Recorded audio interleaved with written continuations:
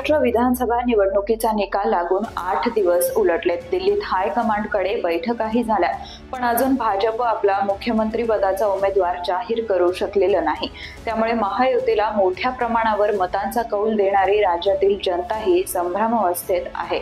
इतकी सगळी अनुकूल परिस्थिती असताना, मित्रपक्षांकडूनही हिरवा कंदील मिळालेला असताना भाजपनं अजून संभाव्य मुख्यमंत्री देवेंद्र फडणवीस यांचं नाव जाहीर का केलं नाही? त्यामागे अजून काही राजकारण आहे का, की मध्य प्रदेश, राजस्थान प्रमाणे भाजप हायकमांड महाराष्ट्रातही धक्कातंत्राचा अवलंब करून एखादा नवीन चेहरा समोर आणू इच्छित आहे, अशी चर्चा सुरू झाली आहे.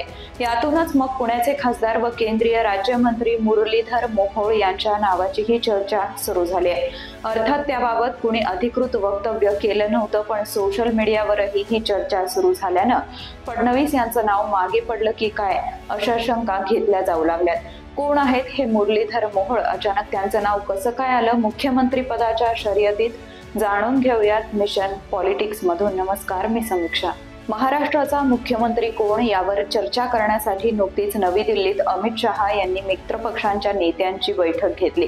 त्यात एकनाथ शिंदे, अजित पवार यांच्यासह स्वतः देवेंद्र फडणवीस हेही उपस्थित होते.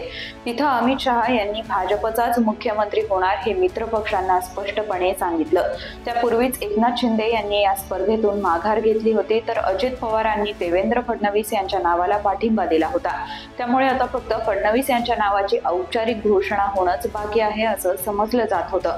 पण भाजप हायकमांडनं अजूनही मुख्यमंत्री पदाचा सस्पेन्स कायम ठेवल्यामुळे वेगवेगळे तर्कवितर्क लावले जात आहेत. त्यातच पुण्यातील भाजपचे खासदार व केंद्रीय राज्यमंत्री मुरलीधर मोहोळ यांचंही नाव अचानक मुख्यमंत्री पदाच्या शर्यतीत पुढे आलंय. अर्थात मोहोळ यांनी दुसऱ्या दिवशी सोशल मीडियातून या अफवांचं खंडन केलं आहे. समाज माध्यमांमधून माझ्या नावाची मुख्यमंत्री पदासाठी होणारी चर्चा निरर्थक आहे आणि कपोलकल्पित आहे. आम्ही भारतीय जनता पार्टी म्हणून लढताना महाराष्ट्र विधानसभा निवडणूक आमचे नेते देवेंद्रजींच्या नेतृत्वात लढलो. महाराष्ट्राच्या जनतेनं कौलही ऐतिहासिक दिला आहे. आमच्या भारतीय जनता पार्टीत पक्ष शिस्त आणि पार्टीचा निर्णय सर्वोच्च असतो. असे निर्णय पार्लिमेंटरी बोर्डात एकमतावर घेतले जातात, ना की सोशल मीडियाच्या चर्चेवर. आणि पार्लिमेंटरी बोर्डात एकदा एक निर्णय झाला तर पार्टीचा निर्णय आमच्यासाठी सर्वोच्च असतो. म्हणूनच माझ्या नावाची सोशल मीडियात होणारी चर्चा ही अर्थहीन आहे, असं जाहीर करत मोहोळ यांनी आपल्या नावानं होणाऱ्या चर्चेला पूर्णविराम दिला.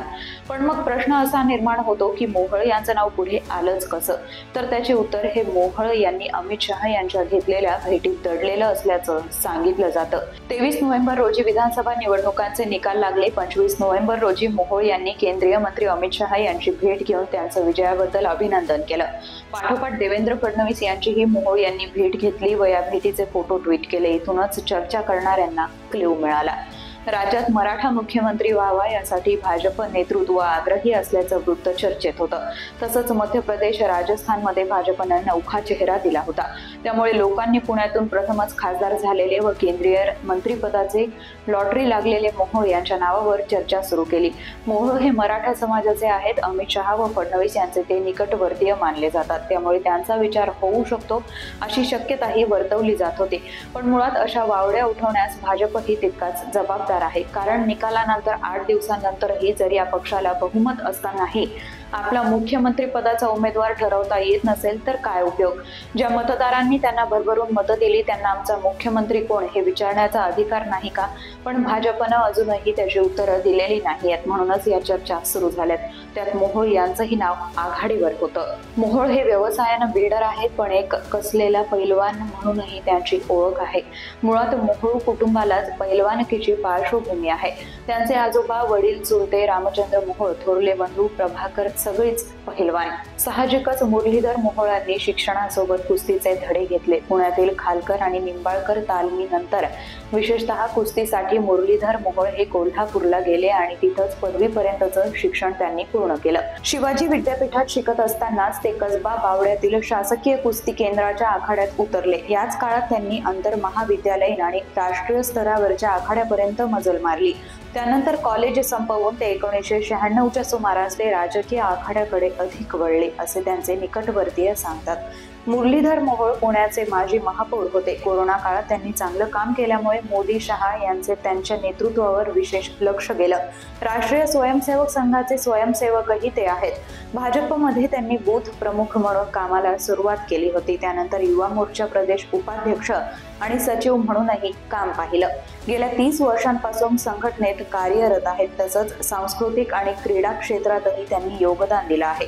2002, 2007, 2017 साली कोथरूडमधून नगरसेवक बनले. 2017 मध्ये त्यांच्यावर स्थायी समितीची जबाबदारी सोपवली गेली, तर 2019ला त्यांच्या गळ्यात महापौर पदाची माळ पडली. 2020 मध्ये त्यांना अखिल भारतीय महापौर परिषदेचं उपाध्यक्ष करण्यात आलं. महाराष्ट्र भाजपचे सरचिटणीस म्हणून 2022 मध्ये त्यांची वर्णी लागली. पश्चिम महाराष्ट्राची जबाबदारी त्यांच्यावर सोपवण्यात आली आहे. लोकसभेत पहिल्यांदाच खासदार म्हणून निवडून गेल्यानंतर आता त्यांना भाजपनं केंद्रात मंत्रीही केलंय. आता फडणवीस यांच्या ऐवजी मोहोळ यांचं नाव चर्चेत येण्याची 5 कारणं सांगितली जातात. भाजपला मराठा चेहऱ्याचा शोध सुरू होता, तर मोहोळ हे मराठा व उच्च शिक्षित आहेत. भाजपला संघ परिवाराशी संबंधित व पक्षात एकनिष्ठ उमेदवार पाहिजे, तर मोहोळ या निकषातही फिट्ट बसतात. निष्कलंक, चरित्रवान व युवा चेहरा भाजपला हवा आहे. मोहोळ या परीक्षेतही पास झाले आहेत.